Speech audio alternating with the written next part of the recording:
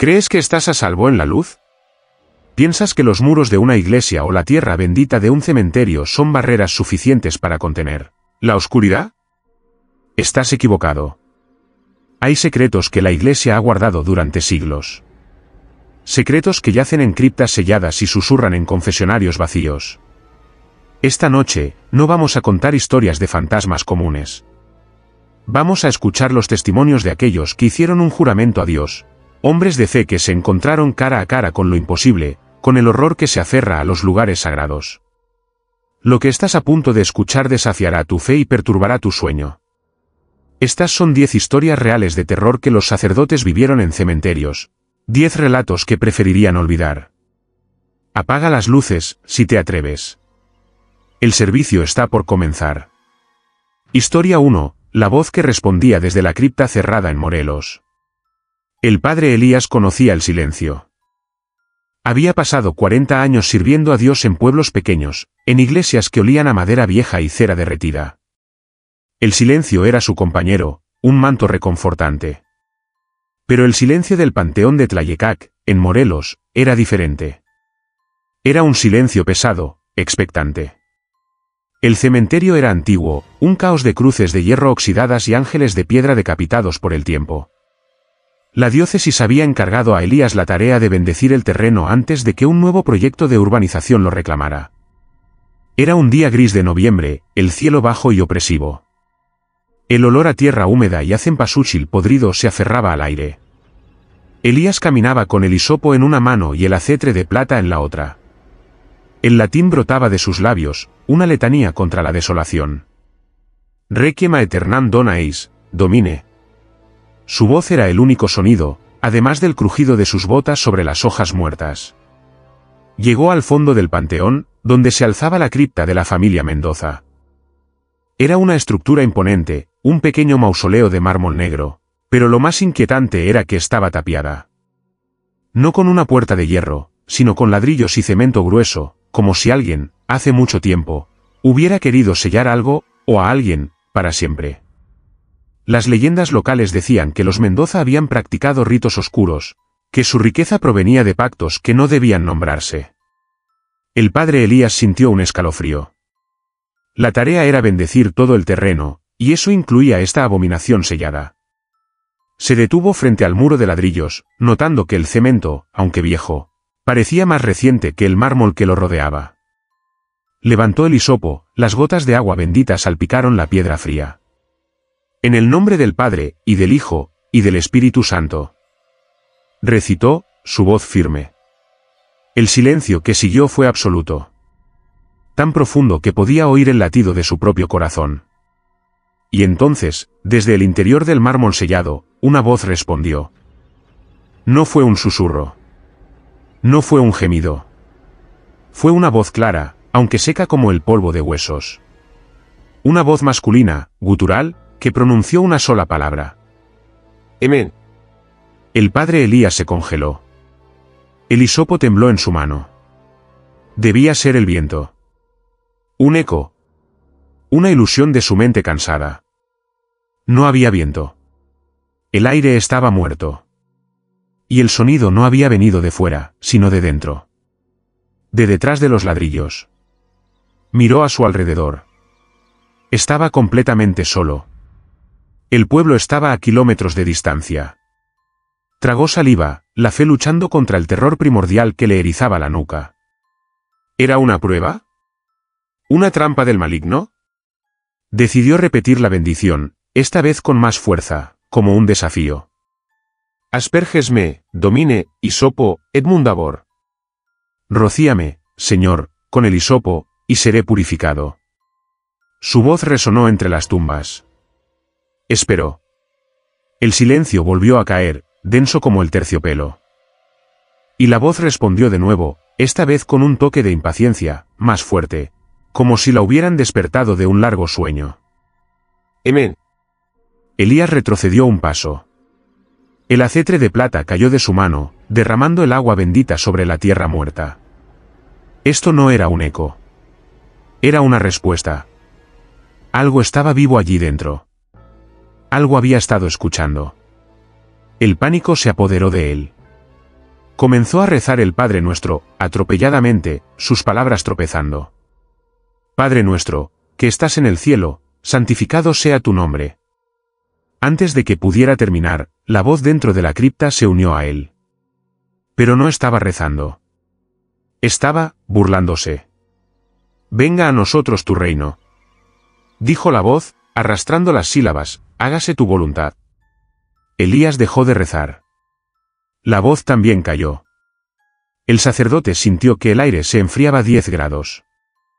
Podía olerlo ahora, un hedor que se filtraba por las grietas del cemento, moho, azufre y carne antigua. ¿Quién eres?, susurró Elías, aunque no quería saber la respuesta.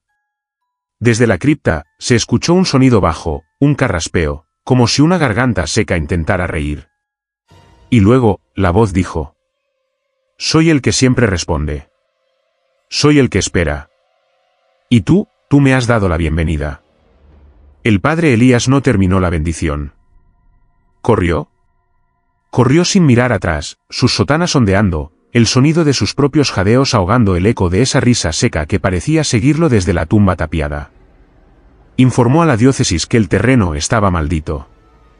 El proyecto de urbanización fue cancelado. Nadie se atrevió a volver a ese panteón. El padre Elías pidió su traslado esa misma semana. Nunca volvió a oficiar un servicio en un cementerio al atardecer. La cripta de los Mendoza sigue allí, en Morelos. Sellada. Esperando. Y, según dicen los pocos que se atreven a acercarse, si escuchas con atención en la quietud de la tarde, justo cuando el sol se oculta, todavía puedes oír una voz seca, dentro del mármol, susurrando pacientemente la única palabra que aprendió de los vivos: amén. ¿Puedes sentir el frío que sintió el padre Elías? Esto es solo el comienzo. Si esta historia te ha perturbado, demuéstralo. Deja tu like y suscríbete ahora mismo, porque la oscuridad apenas comienza a extenderse. Historia 2. El velo que flotaba sobre las tumbas en Navarra. El norte de España guarda secretos tan antiguos como las piedras de sus iglesias.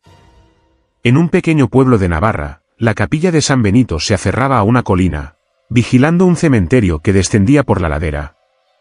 El padre Aitor era el joven párroco, un hombre de fe moderna que veía las viejas leyendas locales como simples supersticiones. Una de esas leyendas era la de la Dama del Viento. Decían que una mujer de luto aparecía en el cementerio, pero solo durante las misas nocturnas, las misas de ánimas. Los ancianos del pueblo juraban haberla visto, pero Aitor lo atribuía al vino de la cena y a la niebla de la montaña. Aitor decidió reanudar las misas de ánimas, una tradición que se había perdido, pensando que traería consuelo a la comunidad. La primera misa fue una noche de invierno. La capilla estaba fría, solo unas pocas velas parpadeantes iluminaban el altar. Aitor estaba de espaldas a la congregación, recitando la liturgia en latín. Fue entonces cuando la sintió. No la vio, la sintió. Una ráfaga de aire helado barrió la capilla, apagando 2 de las velas del altar. No había ventanas abiertas. La puerta estaba cerrada. Aitor se giró instintivamente hacia la ventana lateral, la que daba directamente al camposanto. Y allí estaba ella. Era una figura femenina, alta y delgada, de pie junto a un ángel de piedra. Estaba de espaldas a la capilla, mirando hacia las tumbas más antiguas. Llevaba un vestido de luto negro, de estilo victoriano, y un velo espeso que le cubría la cabeza y caía por su espalda. Aitor frunció el ceño. ¿Una visitante a estas horas? Era medianoche. Continuó con la misa, pero sus ojos volvían constantemente a la ventana. Entonces lo notó. No había viento. Las ramas de los cipreses estaban inmóviles, como pintadas contra el cielo nocturno. Sin embargo, el velo de la mujer, el velo se movía. No ondeaba suavemente. Se retorcía. Se alzaba y caía, se enroscaba sobre sí mismo como si estuviera hecho de humo negro, como si una tormenta invisible la estuviera azotando solo a ella. Era un movimiento antinatural, violento, que contrastaba con la quietud absoluta del cementerio. Aitor sintió que se le secaba la boca. Desvió la mirada, concentrándose en el misal.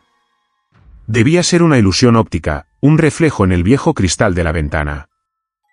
Terminó la misa rápidamente, su voz temblando ligeramente al dar la bendición final. Cuando los pocos feligreses se fueron, Aitor se quedó solo.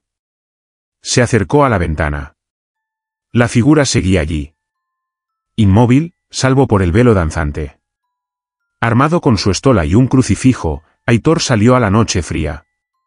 El aire era cortante. Caminó hacia el cementerio, sus pasos resonando en el silencio. A medida que se acercaba, el movimiento del velo se hacía más frenético. Podía oírlo ahora, un sonido como de seda rasgándose, un susurro sibilante. En el nombre de Dios, ¿quién es usted?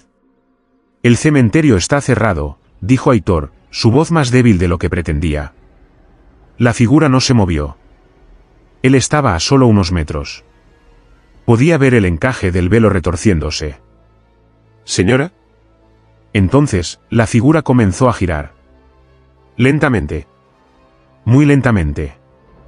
Aitor se detuvo. Su corazón latía con fuerza contra sus costillas. No quería ver lo que había debajo. El velo seguía agitándose, ocultando su rostro. Cuando la figura estuvo de frente, el velo se calmó por un instante, colgando inmóvil. Y Aitor lo vio. Debajo del velo no había rostro. No había cabeza. Solo oscuridad. Un vacío que parecía absorber la escasa luz de la luna. El velo se disparó hacia él. No flotó, saltó, como una serpiente negra atacando. Aitor gritó y levantó el crucifijo. El velo se detuvo a centímetros de su cara, suspendido en el aire, antes de retraerse violentamente. La figura retrocedió, no caminando, sino deslizándose hacia atrás, hacia la niebla que comenzaba a subir desde el suelo. Se disolvió en la oscuridad, dejando solo el olor a ozono y a polvo antiguo. Aitor corrió de regreso a la capilla, cerrando la puerta con cerrojo. La noche siguiente, dio la misa de ánimas. Y ella volvió. Esta vez, estaba más cerca, junto a la pared de la capilla. Y la noche siguiente, estaba en la puerta. El padre Aitor canceló todas las misas nocturnas. Descubrió en los archivos parroquiales la historia de Elara de Navarra, una mujer del siglo XVIII acusada de brujería. Había sido enterrada viva en el cementerio, y su último grito fue una maldición, jurando que su dolor nunca encontraría descanso, que su velo danzaría eternamente aunque el viento muriera. Aitor pidió el traslado. La capilla ahora está abandonada. Pero los cazadores que pasan por la colina en noches de invierno dicen que, si miras hacia la ventana de la capilla, a veces puedes ver un velo negro y espeso flotando en el interior, ondeando y retorciéndose en la oscuridad, aunque no haya viento alguno. ¿Sientes el movimiento en la esquina de tu ojo? Quizás no sea solo la oscuridad. Si estas historias están despertando tus miedos, ayúdanos a despertar a otros. Dale like a este vídeo y suscríbete. Todavía quedan 8 puertas por abrir. Historia 3. La campana que sonaba cada vez que el padre rezaba solo en Monterrey. La parroquia de Nuestra Señora del Perpetuo Socorro, en las afueras de Monterrey, era una estructura robusta de piedra, pero el tiempo había cobrado su peaje. El padre Damián era un hombre pragmático, enviado allí para poner orden en las finanzas y reparar el edificio. Una de las primeras cosas que notó fue el campanario. Estaba en silencio. Los feligreses le dijeron que la campana no había sonado en 30 años. La gran cuerda de cáñamo se había podrido y roto, y el mecanismo de bronce estaba oxidado y atascado por nidos de palomas. A Damián no le importaba. Prefería la quietud. Sus días eran ocupados, pero sus noches eran solitarias. Tenía la costumbre de rezar el rosario solo, después de la medianoche, arrodillado en la primera banca, cuando la iglesia estaba sumida en la más profunda oscuridad, iluminada solo por el sagrario. Fue durante la tercera semana cuando sucedió. Estaba en el segundo misterio doloroso, susurrando el Ave María. Ruega por nosotros, pecadores, ahora y en la hora de nuestra muerte. Amén. TN. Un sonido metálico, agudo y claro, resonó desde arriba. Damián levantó la cabeza. El sonido había venido del campanario. Era imposible. Lo atribuyó al edificio asentándose, al viento golpeando alguna parte metálica. Continuó rezando. Santa María, Madre de Dios. TN. Otra vez. Claro. Definido. No era un golpe, era un repique. Un solo toque de campana. Sintió un escalofrío. La iglesia de noche, vacía, tiene una acústica que juega con la mente. Se puso de pie, salió al patio y miró hacia la torre. La silueta del campanario estaba inmóvil contra el cielo estrellado. No había luces. No había nadie. Regresó adentro, sintiéndose observado. Se sentó, pero no continuó el rosario. El silencio era ahora hostil. La noche siguiente, la paranoia lo carcomía. Se arrodilló de nuevo. Padre nuestro, que estás en el cielo. TN. Saltó. Ahí estaba de nuevo. Era deliberado. Esto se convirtió en una tortura. Cada noche, solo cuando él rezaba, la campana respondía. Un solo repique. Siempre en un momento diferente de la oración, como si algo estuviera escuchando, esperando el momento justo para interrumpir. Empezó a experimentar. Rezaba en voz alta. TN. Rezaba en silencio, solo moviendo los labios. TN. Decidió traer al sacristán, un joven llamado Mateo. Quédate conmigo esta noche, Mateo. Quiero que escuches algo. Ambos se arrodillaron. Damián comenzó a rezar en voz alta. Dios te salve, María. Silencio. Rezó el rosario completo. Ni un sonido. Mateo lo miraba con confusión. No oigo nada, padre. Vete a casa, Mateo.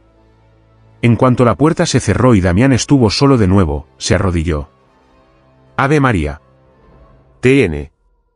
La sangre se le heló. No estaba loco. La campana solo sonaba para él. Solo cuando estaba solo. Lleno de ira y miedo, Damián tomó una linterna y subió las escaleras de caracol hacia el campanario. La puerta estaba cerrada con un viejo candado oxidado. Lo abrió con dificultad. El aire era sofocante, olía a excremento de pájaro y metal podrido. Subió a la plataforma. La campana era enorme, una mole de bronce verde por el tiempo. Y tal como le habían dicho, la cuerda estaba rota, colgando a 3 metros del suelo, deshilachada e inútil. El badajo, la lengua de la campana, estaba cubierto de óxido, inmóvil. Damián iluminó cada rincón. No había nadie. Decidió probar algo. Se quedó allí, en el campanario, y comenzó a rezar. Santa María, Madre de Dios. El silencio fue absoluto. El sonido no ocurría si él estaba allí. Solo si estaba abajo. Bajó, frustrado. Esa noche, la campana no sonó. Ni la siguiente. Damián pensó que había roto el hechizo. Una semana después, se despertó sobresaltado a las 3 de la mañana por el sonido más aterrador que jamás había escuchado. Clan. Clan. Clan. La campana estaba sonando. No un solo repique, sino con furia. Un repique frenético, ensordecedor, que sacudía los cimientos de la iglesia. Damián corrió desde su habitación a la iglesia. El sonido era abrumador. Estaba sonando como si fuera el fin del mundo.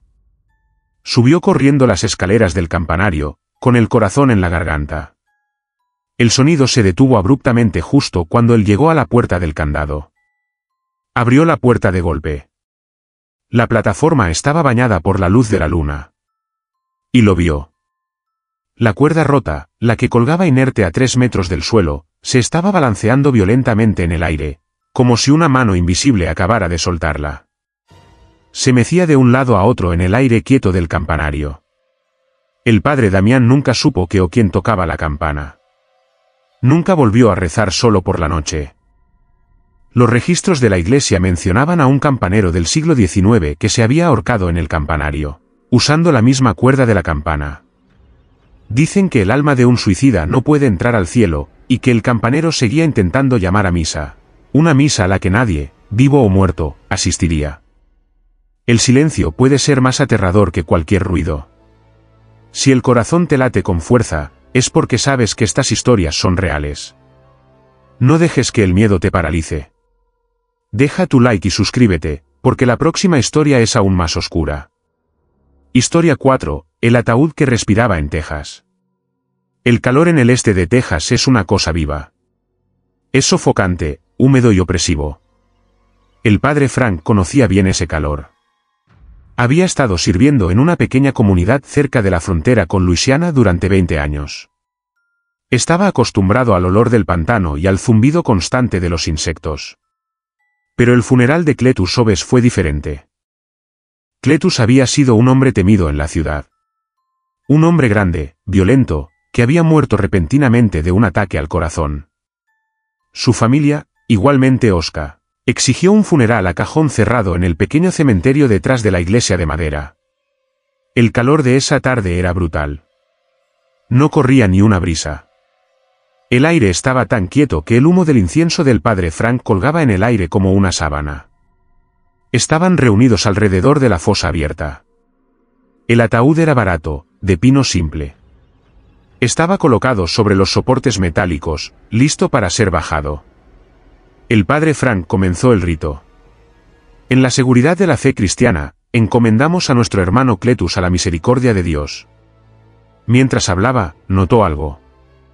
Un sonido. Era un sonido bajo, rítmico. Un sonido húmedo. HHHHHH, PFFFFFF. Miró a los dolientes. Estaban sudando bajo sus ropas negras, pero quietos. El sonido no venía de ellos. Continuó. Polvo eres, y al polvo volverás. HHHHHH. PFFFFFF. El sonido era más claro ahora. Venía, del ataúd. Frank detuvo su lectura. El sudor frío le corría por la espalda, mezclándose con el sudor del calor. Miró fijamente la caja de pino. Y entonces, lo vio. La tapa del ataúd, justo en el centro, se flexionó. Ligeramente. Se abombó hacia arriba, apenas 1 milímetro, y luego volvió a su lugar. HHHHHH. Se abombó, PFFFFFF. Volvió a su lugar. Estaba respirando. Frank miró al director de la funeraria, que estaba pálido como un fantasma y miraba fijamente la caja. Sus ojos se encontraron. El director negó levemente con la cabeza, una súplica silenciosa para que el sacerdote continuara. Pero Cletus estaba vivo. ¿Lo habían enterrado vivo? Detengan esto, gritó Frank. Abran el ataúd. Creo que está vivo. Los dos hijos de Cletus, hombres corpulentos y de aspecto rudo, se pusieron delante del ataúd. No. Está muerto, padre. Dijo que quería el cajón cerrado. Termine el servicio. Pero se está moviendo. Está respirando, insistió Frank, su voz aguda por el pánico. HHHHHH. PFFFFF. La tapa volvió a moverse, esta vez con más fuerza. Se escuchó un crujido de la madera. Termine el servicio, padre, gruñó el hijo mayor, poniendo una mano en el hombro de Frank. Frank, aterrorizado pero superado en número, dio un paso atrás. El director de la funeraria, temblando, hizo una señal a los trabajadores del cementerio. Váyanlo. Rápido. No. En el nombre de Dios, no pueden, gritó Frank. Mientras las correas comenzaban a bajar el ataúd, el movimiento dentro se volvió frenético. Ya no era una respiración, era un golpeteo. Golpe. Golpe. Golpe. Un sonido ahogado salió del interior. Un grito sofocado por el pino. Está vivo, gritó Frank de nuevo. Los hijos de Cletus observaban impasibles mientras el ataúd descendía. El golpeteo se hizo más rápido, más desesperado. Golpe, golpe, golpe, golpe. El ataúd tocó el fondo de la fosa. La tierra, ordenó el hijo mayor. Los trabajadores, con los ojos desorbitados por el terror, comenzaron a palear la tierra. El primer terrón golpeó la tapa con un ruido sordo. Desde adentro, se escuchó un alarido. Un grito de terror puro, ahogado, que hizo que todos se estremecieran. Golpe, golpe, golpe. La tierra caía rápido. Los sonidos se hacían más débiles, más lejanos. El golpeteo se convirtió en un arañazo frenético. El padre Frank se quedó paralizado, sosteniendo su Biblia. Estaba presenciando un asesinato. La tierra siguió cayendo. Los arañazos se detuvieron. Silencio. La tumba fue llenada. Los hijos de Cletus asintieron secamente y se marcharon sin decir palabra. El padre Frank se quedó junto a la tumba fresca mucho después de que todos se fueran, mientras el sol se ponía. Estaba en shock. ¿Por qué la familia lo había enterrado sabiendo que estaba vivo? Esa noche, Frank no pudo dormir. Fue a la oficina del sheriff. El sheriff, un hombre local, escuchó la historia y suspiró. Padre, Cletus no estaba vivo. Lo que viste, fue la cosa que lo mató. Frank no entendió. La familia Oves, explicó el sheriff, ha estado metida en el vudú del pantano durante generaciones. No le dio un ataque al corazón. Le hicieron algo. Lo que sea que estuviera en ese ataúd, padre. Cletus ya se había ido. Lo que respiraba, no era él. Y su familia no lo estaba enterrando. Estaban terminando un trabajo. El padre Frank renunció a su parroquia esa semana. Se mudó al desierto de Arizona, lo más lejos posible de la tierra húmeda y los pantanos. Pero hasta el día de su muerte, se despertaba gritando, escuchando el sonido de la madera crujiendo, y el HHHHHH. PFFFFFF, de un ataúd respirando bajo el calor opresivo de Texas. Algunas tumbas no están hechas para mantener a la gente adentro. Están hechas para mantener otras cosas abajo. Si el terror de esta historia te ha alcanzado, no te quedes solo. Únete a nuestra comunidad. Deja tu like y suscríbete, porque lo que viene de Galicia es aún más frío. Historia 5. El cementerio que se cubría de niebla solo durante los rosarios en Galicia. Galicia, en el noroeste de España, es una tierra de granito, lluvia y misterio. Sus cementerios, los camposantos, son lugares de una belleza melancólica, a menudo envueltos en una niebla que parece surgir de la propia tierra. El padre Mateo, sin embargo, era un hombre de lógica. Fue asignado a la parroquia de San Martino de Fora, una iglesia del siglo XII cuyo cementerio se aferraba a la ladera de un valle. Los lugareños eran devotos, pero supersticiosos. Le advirtieron sobre Abretema, la niebla. No es una niebla normal, padre, le dijo una anciana. Solo aparece cuando se reza por las almas perdidas. Esas almas vienen a escuchar. Mateo sonrió con condescendencia. Es el clima de Galicia, señora. La humedad. Pronto descubrió cuán equivocado estaba. Cada martes por la tarde, era tradición rezar el rosario en el cementerio, caminando entre las tumbas. El primer martes de Mateo fue un día claro y soleado. El aire era cristalino. Comenzó el servicio. Un pequeño grupo de feligreses lo seguía. Se detuvo ante la gran cruz de piedra en el centro del camposanto y comenzó, por la señal de la Santa Cruz. Apenas las palabras salieron de su boca, sucedió. No vino de las montañas. No bajó del cielo. Surgió del suelo. De la base de las lápidas, de la hierba entre las tumbas, comenzó a brotar una niebla. No era un vapor ligero, sino una neblina densa, blanca como la leche y fría. En menos de un minuto, el sol desapareció. Estaban envueltos en una nube helada. Los feligreses siguieron rezando, impertérritos, como si fuera normal. Mateo, sin embargo, estaba atónito. Podía sentir la humedad helada en su rostro. Apenas podía ver a la persona frente a él. Santa María, Madre de Dios, continuó, su voz sonando amortiguada y extraña. La niebla se arremolinaba a su alrededor. Pero no se movía con el viento, parecía tener voluntad propia. Se arremolinaba alrededor de sus tobillos, se espesaba cuando nombraban a los difuntos. Y dentro de la niebla, Mateo comenzó a ver cosas. Sombras. Figuras que se movían justo en el límite de su visión. No eran personas. Eran más altas, o más bajas, distorsionadas por el vapor blanco. Sentía que lo observaban. Sentía que se acercaban. El frío se intensificó. No era el frío de la humedad, era un frío de tumba, un frío que dolía en los huesos. Apretó su rosario con fuerza, sus nudillos blancos. Se apresuró a terminar las oraciones. Gloria al Padre, y al Hijo, y al Espíritu Santo. En el instante en que dijo la palabra amén, la niebla se detuvo. No se disipó lentamente. No se la llevó el viento. Simplemente, cayó. Como si un interruptor hubiera sido accionado. La niebla colapsó sobre sí misma y desapareció de nuevo en el suelo, absorbida por la tierra. En un segundo, el sol brillaba intensamente. El cielo estaba perfectamente azul. El aire estaba cálido de nuevo. Si no fuera por el frío que aún sentía en su corazón, Mateo habría pensado que lo había imaginado. Miró a los feligreses. Ellos simplemente se santiguaron y comenzaron a dispersarse.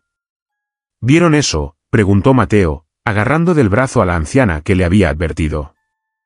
Ella lo miró con ojos tristes. Claro, padre. Es abretema. Vienen a escuchar el rezo. Siempre lo hacen. ¿Qué son?, preguntó él. Las almas. Las que están atrapadas aquí. La niebla es su cuerpo, padre.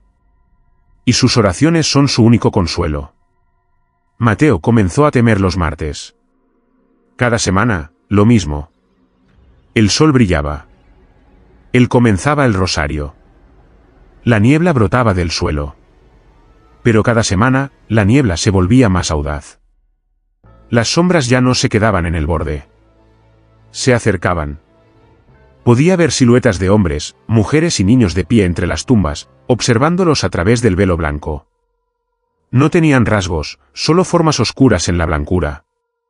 Una tarde, mientras rezaba, sintió un tirón en su sotana. Miró hacia abajo. No había nada. Pero la niebla a sus pies era más espesa, arremolinándose alrededor de su pierna como si una mano la estuviera agarrando. La última vez que rezó el rosario allí, la niebla era tan densa que no podía ver su propia mano frente a su cara. Estaba completamente ciego por el vapor helado. Y escuchó susurros. Cientos de voces, susurrando desde todas direcciones dentro de la niebla. No hablaban español ni gallego. Era un sonido siseante, como hojas secas, el sonido de la desesperación. Sintió un aliento frío en su oído. Algo le susurró directamente. «Axuda, nos. Ayúdanos». Mateo gritó. Dejó caer el rosario y corrió a ciegas, tropezando con las lápidas hasta que salió del perímetro del cementerio. En el momento en que sus pies tocaron el camino fuera del camposanto, la niebla desapareció instantáneamente, revelando un cementerio vacío y soleado. El padre Mateo canceló los rosarios en el cementerio. Los trasladó al interior de la iglesia. Pero los lugareños dicen que la niebla sigue esperando. Y en las tardes de martes, si pasas por el cementerio de San Martiño de Fora, puedes verla subir del suelo, arremolinándose alrededor de la cruz de piedra, esperando un rezo que ya nunca llega. ¿Qué harías si las almas de los muertos respondieran a tus oraciones? Si esta historia te ha dejado helado, calienta las cosas dejando un like. Suscríbete, porque la siguiente historia de Chiapas es sobre un visitante que no debería estar allí.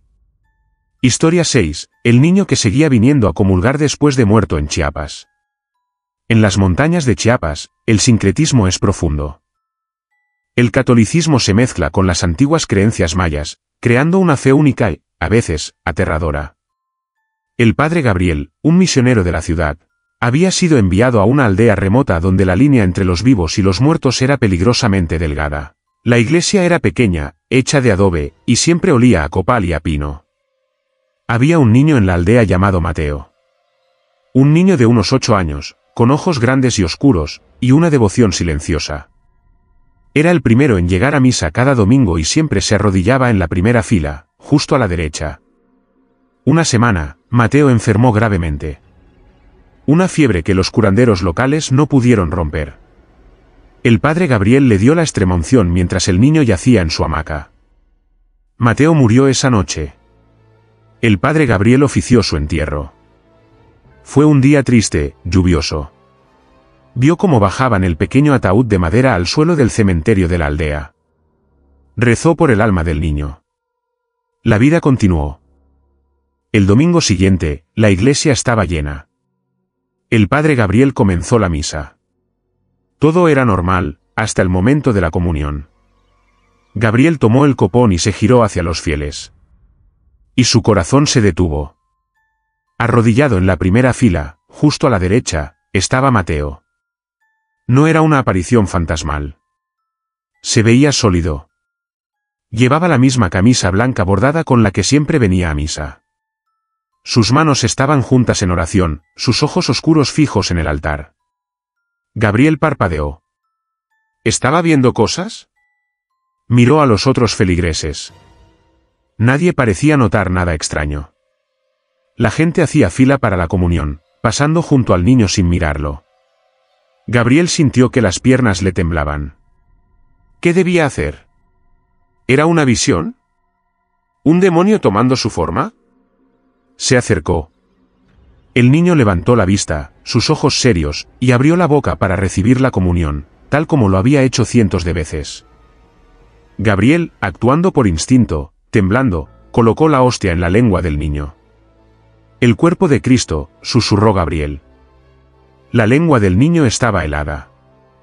El niño cerró la boca, bajó la cabeza, hizo la señal de la cruz y regresó a su banca, donde se arrodilló, de espaldas al sacerdote. Gabriel, en estado de shock, continuó dando la comunión al resto de la congregación, su mente dando vueltas. Había oficiado el entierro. Había echado tierra sobre el ataúd. Cuando la misa terminó, Gabriel observó al niño. Mateo se quedó arrodillado hasta que todos se fueron. Luego se levantó, caminó por el pasillo central y salió por la puerta principal de la iglesia. Gabriel corrió tras él. Salió al sol brillante. El patio de la iglesia estaba vacío. El niño había desaparecido. Esto sucedió el domingo siguiente. Y el siguiente. Cada domingo, Mateo estaba allí, en la primera fila. Se veía un poco más pálido cada vez, un poco más translúcido. Pero siempre sólido. Siempre esperando la comunión. El padre Gabriel estaba siendo atormentado. Su fe le decía que los muertos no regresaban. Su teología le decía que esto era obra del diablo. Pero su corazón veía a un niño devoto que solo quería recibir a Cristo. Consultó a una de las ancianas de la aldea, una curandera que también asistía a misa. Ella escuchó en silencio y luego asintió. Sí, padre. Lo hemos visto. Mateo no sabe que está muerto. ¿Qué? Dijo Gabriel. Su espíritu es fuerte, padre. Y su rutina era venir a misa. Nadie le ha dicho que ya no pertenece aquí. Sigue su camino. Pero ¿por qué solo yo puedo? ¿Por qué puedo darle la comunión? Tartamudeó Gabriel. Porque usted es el padre, dijo ella simplemente. Usted es el puente. Pero tenga cuidado, padre. Si sigue alimentando a los muertos, ellos desarrollarán un hambre que los vivos no pueden saciar. Y comenzarán a tomar de usted. Gabriel se dio cuenta de que tenía razón. Cada domingo, después de darle la comunión a Mateo, se sentía increíblemente débil, como si le hubieran drenado la vida. El siguiente domingo, Gabriel estaba decidido. Mateo estaba allí, arrodillado. Llegó el momento de la comunión. Mateo se acercó, levantó la vista y abrió la boca. Gabriel lo miró, su corazón rompiéndose. Mateo, dijo en voz baja, para que solo el niño lo oyera. Hijo mío. Ya no perteneces aquí. Has muerto. Vete en paz. Vete con Dios. Levantó la hostia, pero en lugar de dársela, hizo la señal de la cruz sobre la cabeza del niño, dándole la bendición final. Los ojos oscuros de Mateo se abrieron de par en par. Por primera vez, mostraron confusión. Luego, una profunda tristeza. Y finalmente, comprensión. El niño lo miró fijamente durante un largo segundo. Luego, asintió lentamente. Y se disolvió. No se desvaneció. Se deshizo en el aire, como polvo iluminado por el sol, justo frente al altar. El padre Gabriel se sintió abrumado por el alivio y una tristeza devastadora. Terminó la misa con lágrimas en los ojos. El domingo siguiente, la primera banca estaba vacía. Mateo nunca regresó. El padre Gabriel había liberado al niño, pero se preguntó por el resto de su vida si había hecho lo correcto, o si le había negado el cielo a un alma que solo buscaba a Dios. Algunas almas están tan atadas a sus rutinas que ni la muerte puede detenerlas. Si esta historia te ha conmovido, muestra tu apoyo. Deja un like y suscríbete al canal. La próxima historia en Colorado es sobre algo que nunca debería haberse movido. Historia 7, la cruz que giró durante un sepelio en Colorado.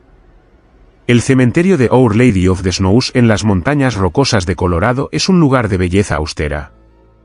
El padre Thomas estaba acostumbrado a los funerales en condiciones difíciles, nieve profunda en invierno, vientos aullantes en primavera.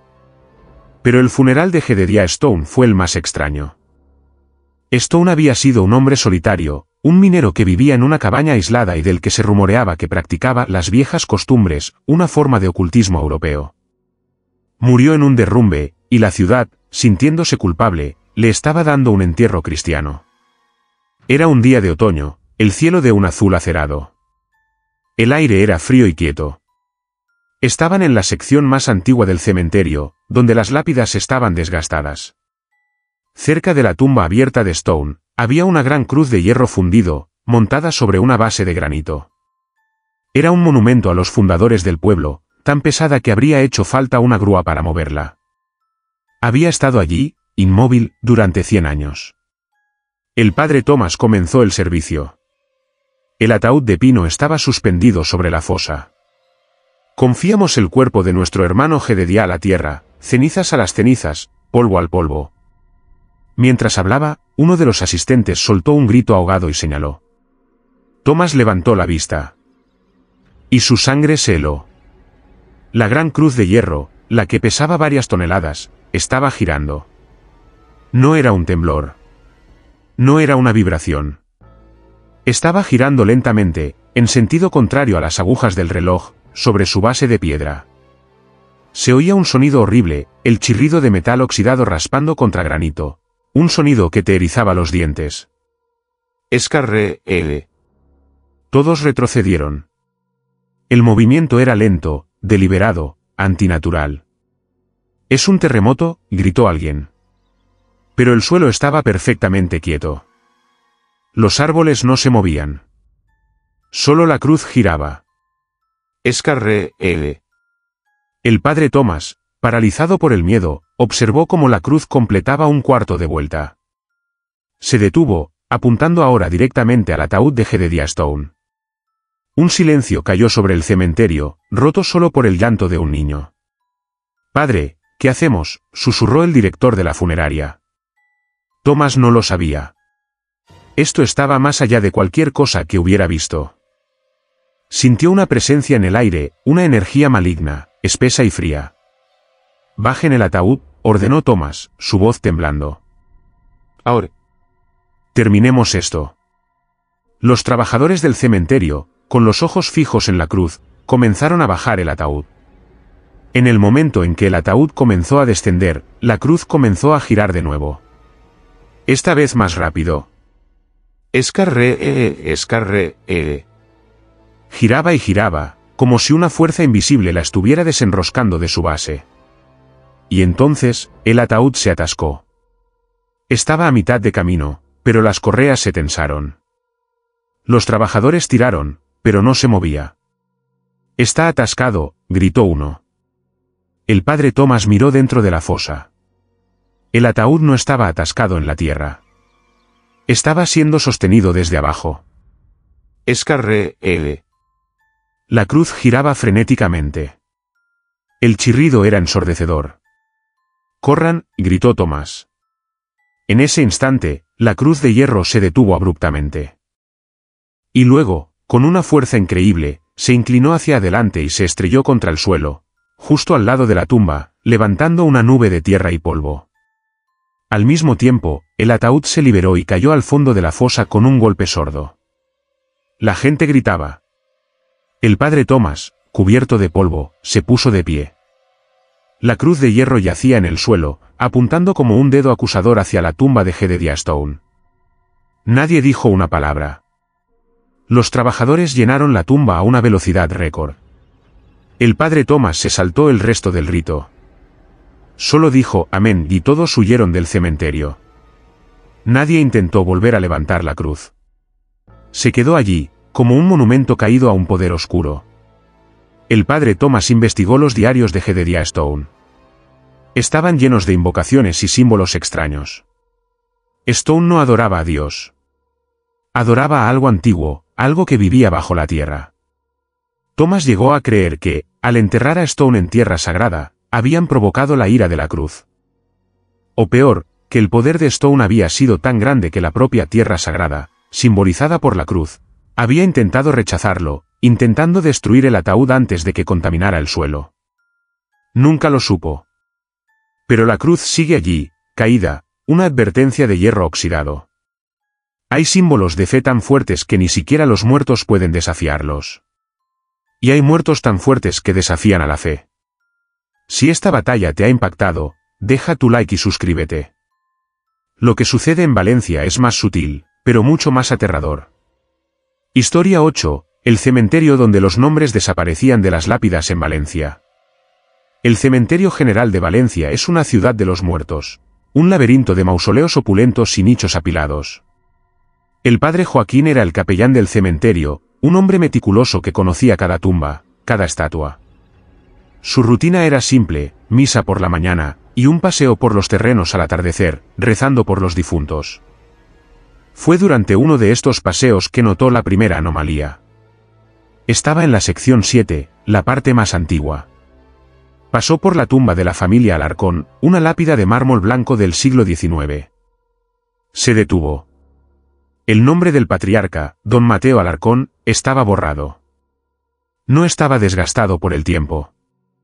Las otras letras estaban claras y nítidas.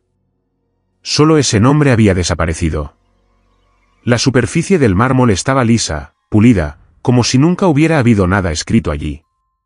Joaquín frunció el ceño. Era vandalismo. Pero era extrañamente selectivo. ¿Por qué borrar solo un nombre? Lo reportó al jardinero, quien se encogió de hombros. A la mañana siguiente, Joaquín regresó. El nombre seguía borrado. Pero ahora, la lápida de al lado, la de la familia Grau, también había sido alterada. El nombre Isabel Grau había desaparecido. El mármol estaba liso. Un escalofrío recorrió a Joaquín. Esto no era vandalismo común. No había pintura, ni arañazos. Era una desaparición. Cada mañana, era lo mismo. Un nuevo nombre, borrado. Siempre en la sección 7. Siempre una tumba diferente. Era como si alguien, o algo, estuviera limpiando meticulosamente el registro de los muertos, uno por noche. El padre Joaquín comenzó a sentir un pánico creciente. Esto era una profanación de la memoria. Si un nombre se borraba de una lápida, ¿la persona seguía siendo recordada? Decidió montar guardia. Una noche, se escondió detrás de un gran mausoleo, con vistas a la sección 7. La luna estaba llena, bañando las lápidas de una luz pálida. El cementerio estaba mortalmente silencioso. Esperó horas. El frío de la piedra se filtraba en sus huesos. Justo cuando pensaba que no pasaría nada, lo sintió. Un cambio en el aire. El silencio se hizo más profundo, como si todo el sonido estuviera siendo absorbido. Y entonces lo vio. No era una persona. Era una sombra. Una mancha de oscuridad que no proyectaba sombra propia. Se deslizaba sobre el suelo, moviéndose desde la parte más oscura del cementerio. La sombra se detuvo frente a una lápida, la de un tal Capitán Ríos. La sombra se contrajo y luego pareció tocar la piedra. Joaquín observó, horrorizado. La sombra no estaba pintando ni limpiando. Parecía estar bebiendo las letras. Como si la oscuridad estuviera absorbiendo la tinta de la piedra. Donde la sombra tocaba, el nombre Capitán Ríos se desvanecía, letra por letra, hasta que solo quedó el mármol liso y vacío. La sombra se quedó quieta por un momento, como si saboreara su comida, y luego se deslizó hacia la siguiente tumba. El padre Joaquín no pudo más. Salió de su escondite, sosteniendo su crucifijo. «Detente. En el nombre de Dios, te ordeno que te detengas», gritó. La sombra se congeló. Se giró lentamente hacia él. No tenía forma, solo era un vacío en la noche. Pero Joaquín sintió que lo miraba. Sintió una malevolencia fría, antigua. La sombra se elevó, creciendo en altura hasta que fue más alta que los mausoleos. Y luego se abalanzó sobre él. Joaquín no corrió. Cerró los ojos y comenzó a rezar el credo a gritos. Credo in unum Deum, Patrem omnipotentem. Sintió un frío que quemaba, como si lo hubieran sumergido en nitrógeno líquido. El aire fue succionado de sus pulmones. La sombra lo envolvió. Sintió que tiraba de él. No de su cuerpo. De su nombre. Sintió que intentaba borrarlo. Pero Joaquín siguió rezando, su voz ahogada por la oscuridad. Cuando abrió los ojos, estaba amaneciendo. Estaba desplomado en el suelo, helado, pero vivo. La sombra se había ido. Se puso de pie, temblando. Miró la tumba del Capitán Ríos. El nombre seguía borrado. Corrió a la iglesia y miró los registros parroquiales. El libro de bautismos. Buscó Mateo Alarcón. La página estaba allí, pero donde debía estar el nombre, la tinta había desaparecido. La página estaba en blanco. Buscó a Isabel Grau. En blanco. Buscó al Capitán Ríos. En blanco. La cosa no solo borraba las lápidas. Borraba la historia. Borraba el alma de los registros del mundo.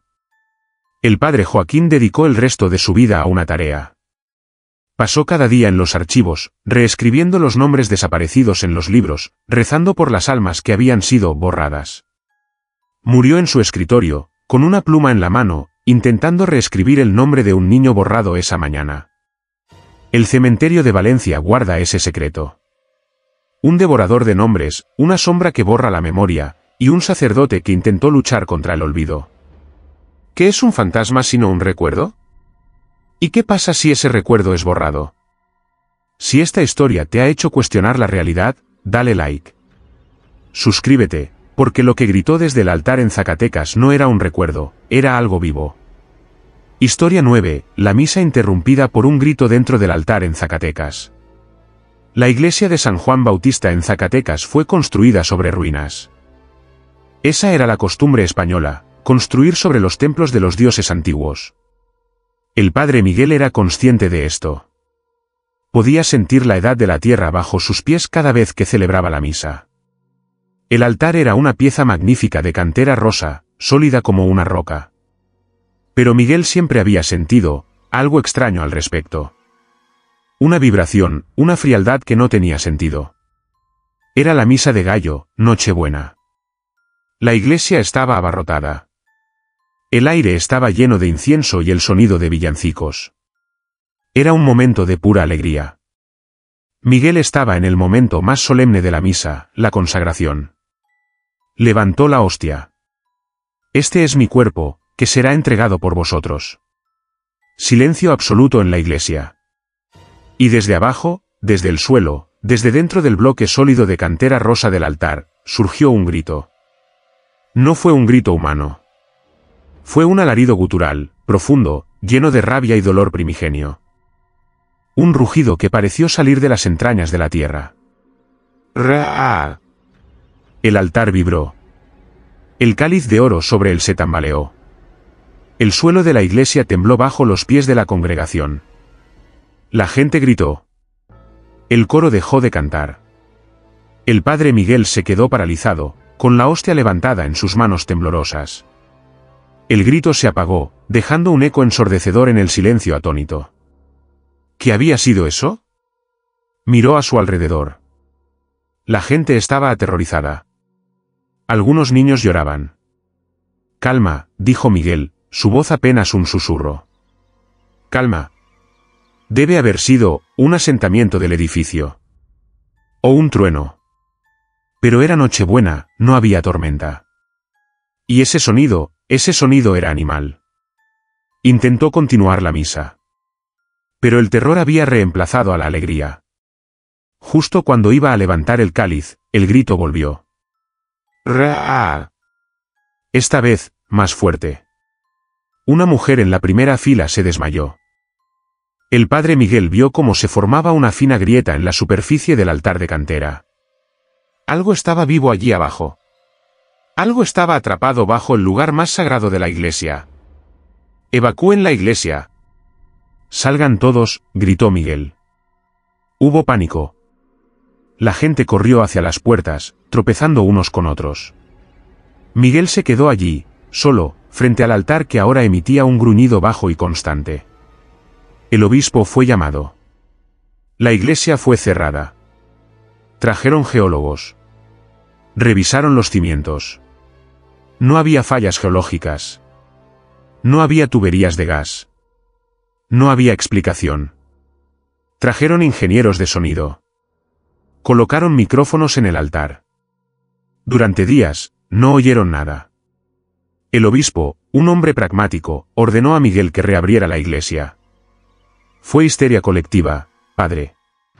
Reanude sus deberes. Con el corazón lleno de pavor, Miguel aceptó. La siguiente misa dominical, la iglesia estaba casi vacía. Solo los más valientes se presentaron. Miguel comenzó la misa. Sus manos sudaban tanto que el misal resbalaba. Llegó a la consagración. Este es mi cuerpo. Silencio. Respiró aliviado. Levantó el cáliz. Esta es mi sangre. Golpe. Un golpe sordo, inmenso, vino desde dentro del altar. Tan fuerte que el vino del cáliz saltó y manchó el mantel. Golpe. Golpe. Era como si un ariete estuviera golpeando la piedra desde abajo. El padre Miguel retrocedió, derribando el atril. La grieta en el altar se abrió más. Y desde la grieta, salió un olor. Un olor a azufre, a carne quemada y a algo metálico, como sangre vieja. Miguel corrió. La iglesia de San Juan Bautista fue clausurada permanentemente esa semana. La diócesis de Zacatecas construyó una nueva iglesia al otro lado de la ciudad. La vieja iglesia sigue en pie, vacía. Sellada. El obispo ordenó que el altar fuera cubierto con cemento. Pero los lugareños dicen que en Nochebuena, si te paras junto a las puertas cerradas, todavía puedes escuchar los golpes. Un sonido sordo, rítmico. Algo fue enterrado vivo bajo ese altar. Algo que odia la misa. Algo que los conquistadores construyeron encima, esperando contenerlo. Y algo que, después de 500 años, finalmente está despertando. Hay lugares sagrados que no fueron construidos para adorar a Dios, sino para servir como prisiones. Si ese grito te heló la sangre, ayúdanos a difundir estas advertencias. Deja tu like y suscríbete. Queda una historia. Y es la más solitaria de todas. Historia 10, la figura de espaldas que oraba siempre en la última fila en Madrid. La Basílica de San Miguel, en el corazón de Madrid, es un lugar de paso. Turistas, oficinistas, mendigos. El padre Lorenzo había visto todo tipo de almas entrar y salir. Pero había una que nunca se iba. Casi todos los días, para la misa de las 7 de la tarde, la figura estaba allí.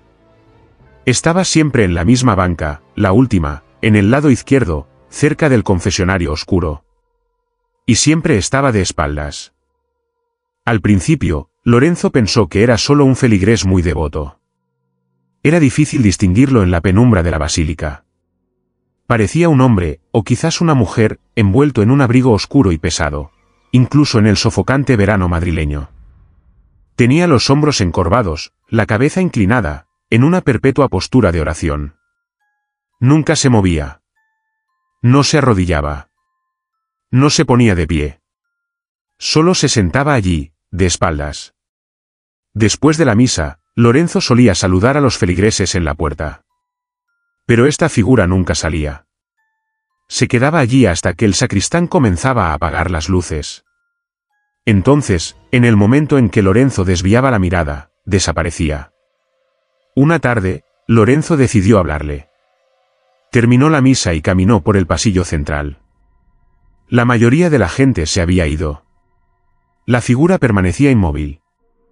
«Buenas tardes», dijo Lorenzo, su voz resonando en la basílica vacía. La figura no respondió. Lorenzo se acercó más. Podía oler algo extraño. No era falta de higiene. Era olor a polvo. A libros viejos. A piedra fría. ¿Se encuentra bien? ¿Necesita algo?, preguntó Lorenzo, deteniéndose a 1 metro de la banca. El silencio era total. La figura seguía de espaldas, con la cabeza inclinada. «Señor, o señora, la iglesia va a cerrar». Lorenzo extendió la mano, con la intención de tocar el hombro del abrigo oscuro. Justo antes de que sus dedos hicieran contacto, sintió un frío glacial. Un frío tan intenso que le hizo retirar la mano como si se hubiera quemado. Y la figura se desvaneció. No se levantó y se fue. Simplemente se disolvió en la sombra, como si nunca hubiera estado allí. Lorenzo se quedó mirando la banca vacía. Comenzó a preguntar. El sacristán, un hombre que había trabajado allí durante 50 años, se santiguó. «¿Ha visto al devoto solitario, padre?» «¿Quién es?», preguntó Lorenzo. «Nadie lo sabe. Ha estado aquí desde que yo era un niño. Mi abuelo decía que ya estaba aquí cuando él era niño. Es solo parte de la iglesia. No hace daño. Solo reza». Pero a Lorenzo le inquietaba. ¿A qué le rezaba? Comenzó a observar a la figura durante la misa. Se dio cuenta de que los otros feligreses evitaban esa banca. Dejaban un espacio vacío a su alrededor. ¿Podían verla también? Una noche, durante la homilía, Lorenzo miró directamente a la figura. Estamos aquí para conectar con Dios. Pero también para conectar unos con otros. No podemos vivir de espaldas al mundo. Mientras decía eso, sintió que la temperatura de la iglesia bajaba. La figura seguía inmóvil. Lorenzo se obsesionó. Dejó de dormir. Pasaba las noches en la iglesia, observando la banca vacía, esperando. Finalmente, una noche de tormenta, la figura apareció fuera de la hora de la misa. Estaba allí, en la banca oscura, mientras los relámpagos iluminaban los vitrales. Lorenzo se armó de valor. Esta vez, no le hablaría. La confrontaría. Caminó por el pasillo, su corazón latiendo con fuerza. «Te he visto», dijo Lorenzo. «Sé que no eres de este mundo». «¿Qué es lo que buscas aquí?» La figura no se movió. «En el nombre de Cristo, te ordeno que me muestres tu rostro», gritó Lorenzo, sosteniendo su crucifijo. La figura comenzó a moverse. Pero no se puso de pie. No giró el cuerpo. Lentamente, horriblemente, la cabeza, aún cubierta por la sombra del abrigo, comenzó a girar sobre los hombros encorvados. Se oyó un sonido de huesos secos quebrándose. La cabeza giró 90 grados. 120 grados. Giró completamente, 180 grados, hasta que la nuca estuvo donde debería estar la garganta. Y la figura levantó la cabeza. El crucifijo cayó de la mano de Lorenzo. El abrigo estaba vacío. No había rostro. No había cabeza. Solo la capucha oscura, mirando directamente a Lorenzo, y desde su interior, 2 puntos de luz roja, como brasas de un fuego antiguo. La figura, con la cabeza al revés, levantó una mano desde el abrigo. No era una mano. Eran garras de sombra. Y señaló. No señaló a Lorenzo. Señaló al confesionario. Y luego, la figura se desplomó en un montón de tela oscura y polvo, que fue barrido por una ráfaga de viento frío que entró en la iglesia. El padre Lorenzo huyó de la basílica esa noche. Fue encontrado a la mañana siguiente, vagando por las calles de Madrid, su cabello completamente blanco, incapaz de hablar. Nunca recuperó la voz. Pasó el resto de su vida en un monasterio, escribiendo la misma frase una y otra vez en un cuaderno, estaba rezando. Pero no le estaba rezando a Dios. La banca sigue allí. Y dicen que, en las misas de la tarde, si miras de reojo, la banca nunca está realmente vacía. La fe es un escudo. Pero a veces, la oscuridad es tan antigua que encuentra las grietas. Estos sacerdotes miraron al abismo, y el abismo les devolvió la mirada. Las historias han terminado, pero el miedo es real. Si has llegado hasta aquí, si has escuchado los ecos de esas criptas y campanarios, entonces ya eres parte de esta comunidad. No te vayas solo a la oscuridad. Suscríbete a este canal. Deja tu like para que sepamos que estás ahí. Y prepárate. Porque hay muchas, muchas más historias que no te dejarán dormir.